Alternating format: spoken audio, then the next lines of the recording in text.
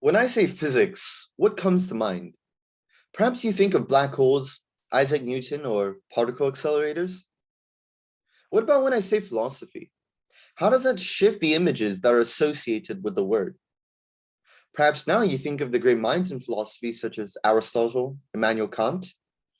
But regardless, the two words, physics and philosophy, conjure up almost completely opposite images to most people. And in our modern day and age, people tend to rarely associate physics with philosophy. However, throughout my talk, I'll argue that they're ultimately one and the same. And by the end, I hope that whenever you hear the words physics or philosophy, you'll come to understand that they're linked together through the common goal of reaching and discovering fundamental truths. So how do we clearly define these fundamental truths? I like to see it as the basic characteristics of reality, or certain unchangeable rules or statements that would apply universally throughout nature. And so in physics and science in general, we can see fundamental truths in the form of physical laws. These laws, such as Einstein's equations of relativity or Newton's equations of motions, often make predictions about the behavior of reality in the forms of gravity, time, motion that are universal throughout nature. And so a key characteristic of this is that in science, we use the scientific method, which allows us to collect empirical knowledge to support the validity of a claim, or in this case, physical laws that characterize our reality. In other words, science relies on experience in observation, measurements, and all the other processes that scientists utilize in order to come up with these physical laws.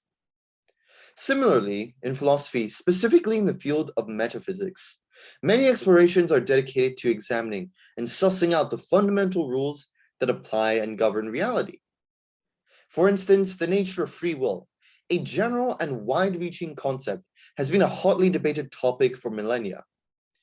But the interesting nuance between physics and philosophy is that while the exploration of physics relies purely on experience through our observation in the scientific method, philosophy can incorporate experience, but mainly relies on ideas and methods that are independent of experience or observation. Many of the debates famous throughout philosophical history, such as free will, knowledge, morality, governance, and much more, were all originated or substantiated through points that were independent from experience or observation or measurement. And so these types of explorations of investigating the fundamentals of reality truly characterize both physics and philosophy, and historically speaking, they were one and the same. They began to diverge, though, when each field engaged in specialization.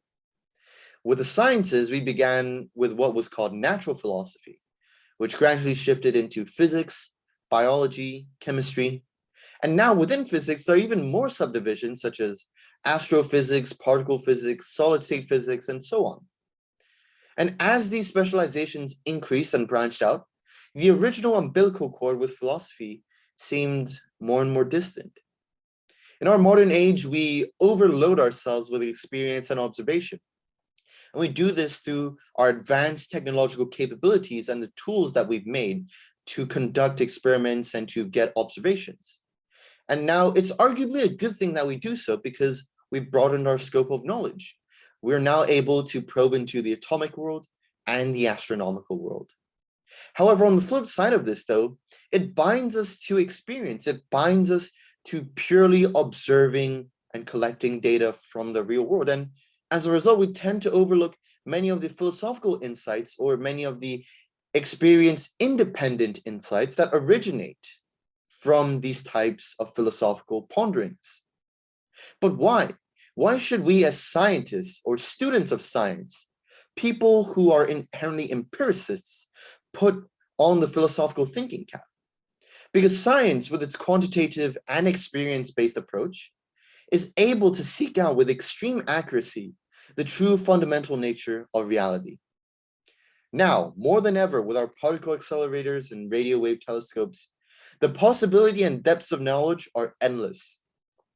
All we need to do is to dig a little deeper with the knowledge that we already know, so that we can use experience as evidence and reason to produce new arguments within the age-old philosophical debates.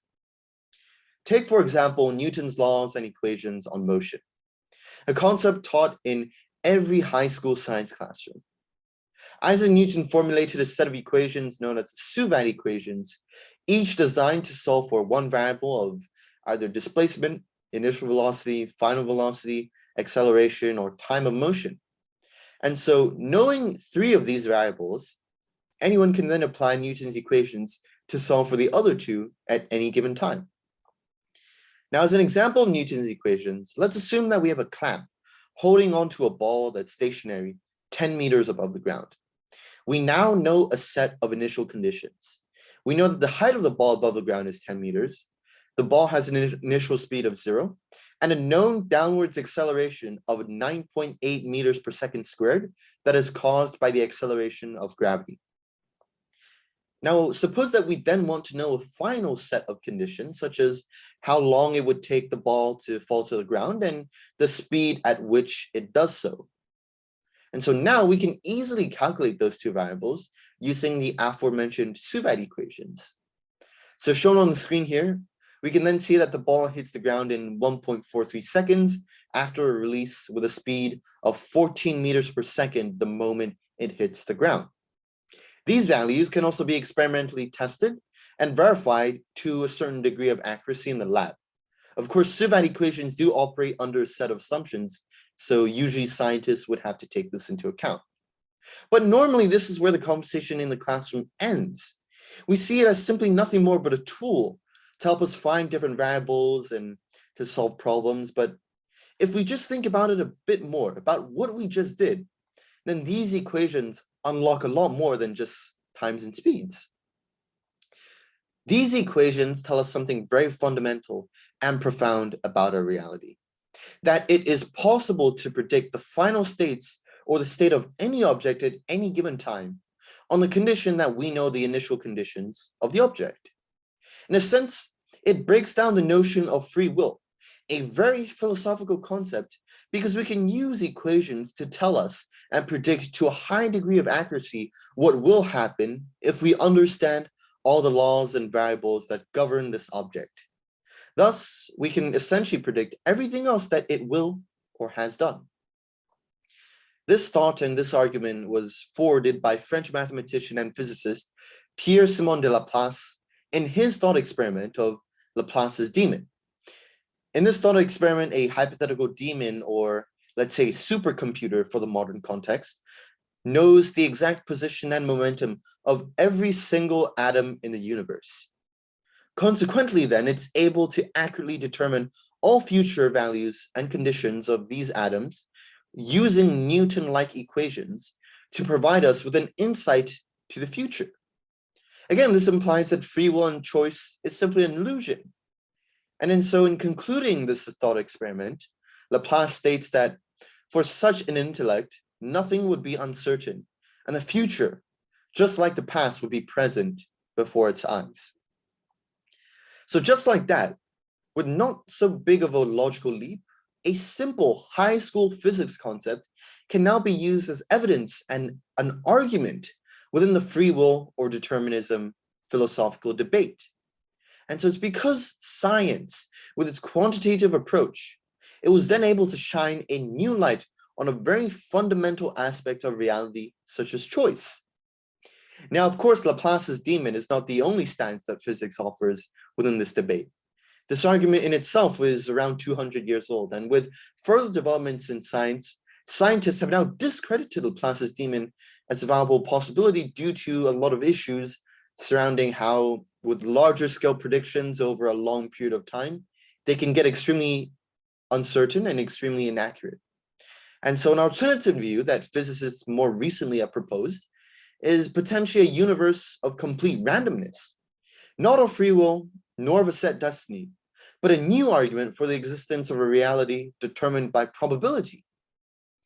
And so this originated in the early 20th century when physicists discovered the existence of what was called matter waves, a discovery that shocked the world as it described how subatomic particles, matter with defined boundaries, could seemingly act like a wave that would propagate through space and have no defined boundaries.